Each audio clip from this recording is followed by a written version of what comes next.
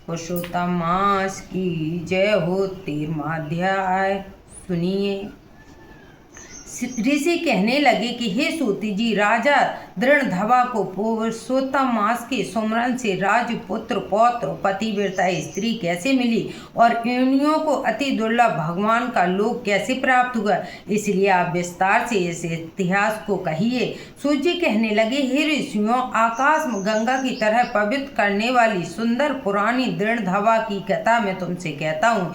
एक समय हृदय देश का चित्रधवा है देश का चित्रधवा नाम से एक विख्यात राजा हुआ।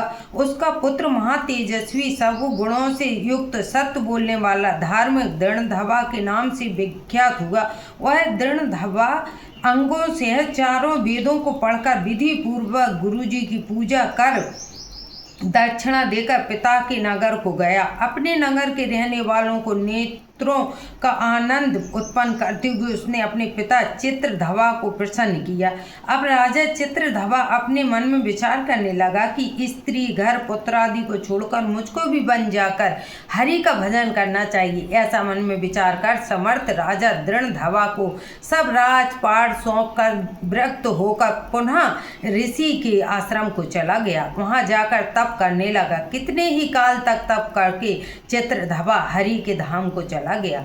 दृढ़धवा ने जब अपने पिता की मृत्यु को सुना तब अपने पिता की औदिक विद्या और दर्भ वैदिक क्रिया की। फिर नगर में राजा करने लगा।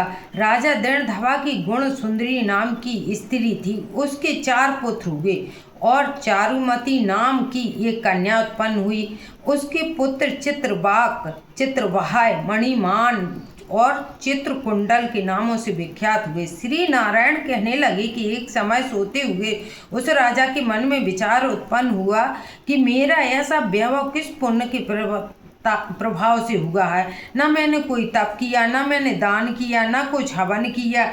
अपने इस भाग्य का कारण किससे पूछूं। राजा इसी का विचार कर इसी विचार में सारी रात्रि व्याप्त हो गई।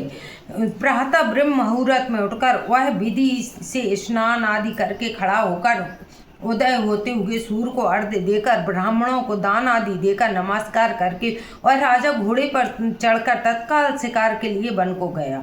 वहां उसके ने शिकार किया। उसी वन में राजा दृढ़धवा के बाण से घायल होकर एक मृग दूसरे वन में भाग गया। घायल मृग के शरीर में गिरते हुए रुधिर के निशानों से राजा दृढ़धवा भी उसके पीछे पीछे गया, पर थोड़ी देर में मृग राजा की निगाह से ओझल होकर कहीं छिप गया। राजा ने प्यास से व्याकुल होकर फिरते फिरते सागर के समान एक सरोवर को देखा। वहां पर तत्काल जाकर उसने पानी पिया। वहीं उसने अत्यंत घनी छाया वाला बट का वृक्ष देखा। उसकी जटा में घोड़े को बांधकर राजा वहां पर बैठ गया। वहां पर वाणी बोलता हुआ तोता आया। राजा को अकेले में बैठता हुआ देखकर वह तोता बार बार ही श्लोक बोलता रहा। तू पृथ्वी में अत्यंत सुख को देखकर सारी वस्तु को नहीं विचारता तो कैसे पार पहुँचेगा। ऐसे उसके इन रहस्यपूर्ण वचनों को सुनकर राजा को यही सोच हुआ कि बारंबार यह शुक्र ऐसे वचनों को क्यों कहता है। क्या यह सुखदेव जी हैं? मुझे मूढ़ को संसार सागर में डूबे हुए देखकर मुझको श्री कृष्ण का भक्त समझकर मुझ पर कृपा करके उद्धार करने को आए हैं। वह इसी विचार में था कि पीछे से उसकी सेना आ गई। वह तोता तो राजा को उपदेश देकर अंतर ध्यान हो गया।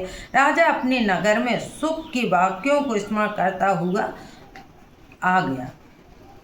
13वें अध्याय की कथा।